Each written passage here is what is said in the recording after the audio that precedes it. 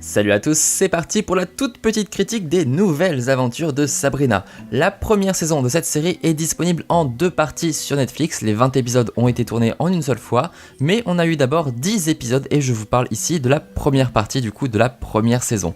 C'est donc l'histoire de Sabrina, une jeune fille qui a l'air normale comme ça, mais qui est en fait mi-humaine, mi-sorcière et qui vit avec ses 2 tantes.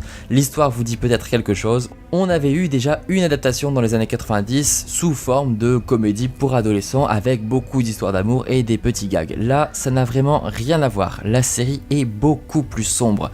Kiernan Shipka incarne une Sabrina qui est beaucoup plus rebelle, beaucoup plus arrogante, qui a vraiment envie de tracer sa propre voie entre le monde des humains et celui des sorcières.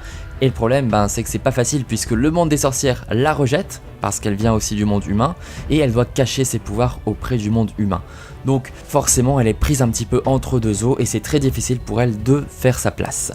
À côté de ça, il y a bien sûr ses tantes, Hilda et Zelda, qui sont aussi différentes l'une que l'autre.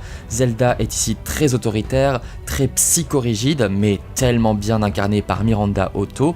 Et il y a Hilda qui est gentille, qui se laisse un petit peu écraser on va dire par Zelda, voire même tuer au sens propre, et qui est jouée du coup par Lucy Davis.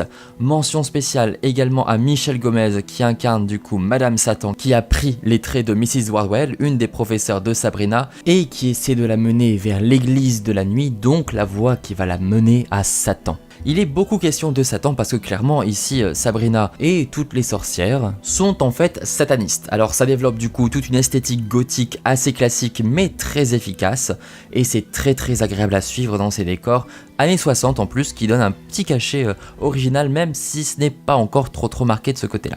L'histoire est vraiment agréable à suivre, il y a peu d'épisodes filler, ou du moins le fil rouge est assez bien intégré pour que ça puisse se suivre sans trop qu'on ait l'impression qu'il y ait du remplissage, et ça se laisse dévorer parce que les personnages sont vraiment très attachants. Certes, on perd Salem le chat noir qui ici ne parle pas, mais on gagne Ambrose, qui est le cousin du coup de Sabrina, qui est très sexy il faut le dire, qui joue ce rôle un petit peu de guide spirituel et de sage qui vient aider sa cousine. Voilà, c'est une série qui moi m'a beaucoup plu, je vous la recommande, je dirais que ce sera un bon 8 crânes sur 10.